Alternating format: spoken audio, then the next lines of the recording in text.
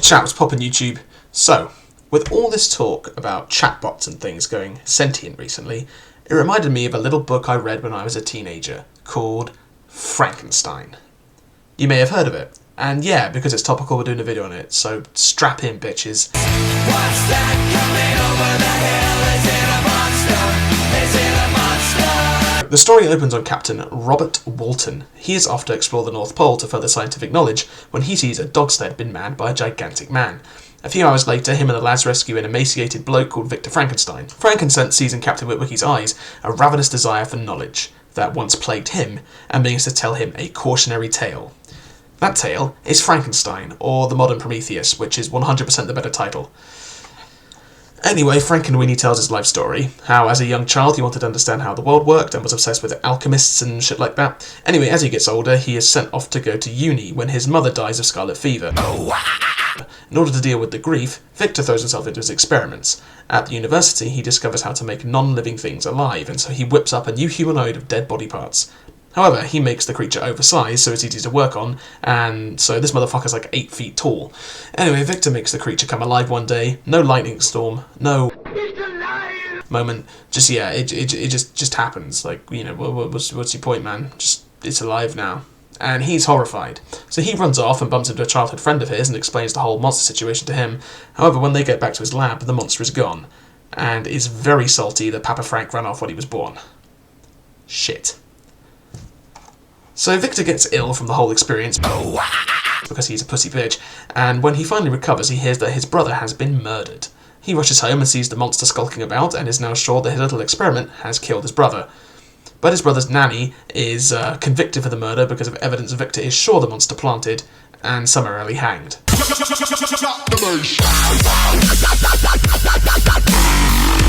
Victor then sets off to hunt his monster and catches up to him in the mountains. The monster comes over to Frankenstein, has a long conversation with him. The monster has now learned how to talk and how to be all philosophical, and tells Frankenstein his story.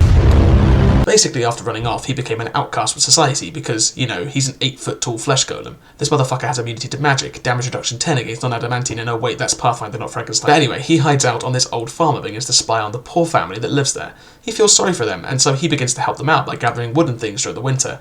He learns to speak by listening to them, and learns to read by reading some random books he found in the wilderness. Sure, this book was written literally like in a weekend, so there's going to be some contrivances. Anyway, one day he decides he's going to go and introduce himself to the family. He saunters on into the house and meets the father, who is blind. They get along great until the rest of the family come back and attack him for being a big monster. The monster is enraged and declares that he hates humans and runs off to find his creator, because even though he hates his creator for abandoning him, he realizes that he needs his help. On the way back to Geneva to meet Frankenstein, he rescues a little girl from drowning, but is shot at because everyone assumes he is a monster because he looks like one. Anyone would think there's a bigger theme to this. Thinking of himself as a monster after seeing his reflection, he now vows to kill all humans or something, but realizes that if Frankenstein can make him a bride, they can run off together and be happy. He says that he killed Frankie's brother and framed the nanny, and that if Frankenstein doesn't do what he wants and make him an ethot, he'll do the same to the rest of his family. Terrified for his life and the life of his loved ones, Victor agrees to help the undead simp. He goes to England and begins working on E-Girl Frankenstein. However, he gets cold feet.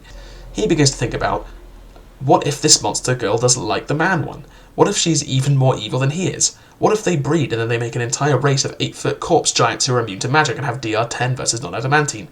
So he destroys the E-Girl. The simp is enraged and vows that Victor will see him again on his wedding night. Victor then ends up in Ireland, where he's arrested for the murder of his friend, which was done by the monster. However, the authorities managed to clear Victor as he was, you know, literally in England at the time of the murder. Victor is all then set to marry his very own E-Girl called Elizabeth. They get married, and then Victor starts packing and is on guard on their wedding night. However, the monster manages to sneak in and throttle his wife. Victor vows revenge and then chases after the monster, trying to kill it. However, he gets lost in the Arctic, where he was picked up by the boat. The boat then gets stuck in the ice, and Captain Witwicky's men decide they want to go back home after the ice melts. Frankenstein then warns him that he should settle for a tranquil and normal life instead of letting ambition consume him, then dies of exhaustion. One night, the monster sneaks onto the boat and mourns the death of Frankenstein. He thought that his creator's death would give him peace, but it doesn't. And then he sets off to go and die, and is never heard of again. So that's Frankenstein. When I was younger, I absolutely hated this book. It's really hard to read, which makes sense when you consider it's literally over 200 years old now. The themes are also very easy to understand, and by today's standards are extremely bland. However, when you consider just how old this book actually is, it is remarkable. No adaptation has ever truly managed to grasp the genius of Mary Shelley, and I feel the book has become only more poignant, relevant, and introspective since it's been released. This is considered by many to be the first work of actual science fiction, and the thing that impresses me most about it is that it really is the all-science fiction novel. Its themes are the bedrock for the whole genre, and almost every short story, film, or novel about robots, AI, or anything like that are just shitty Frankenstein ripoffs. So, let's get into the themes then. Man shouldn't play God. That is the basic theme of the novel. Frankenstein tries to pull a Yahweh and create his own Adam. Bad idea. That's the basic theme, which is still relevant now. This really is the bedrock for stories like Jurassic Park and Ex Machina. Don't play God. I can't stress this enough, that's the theme.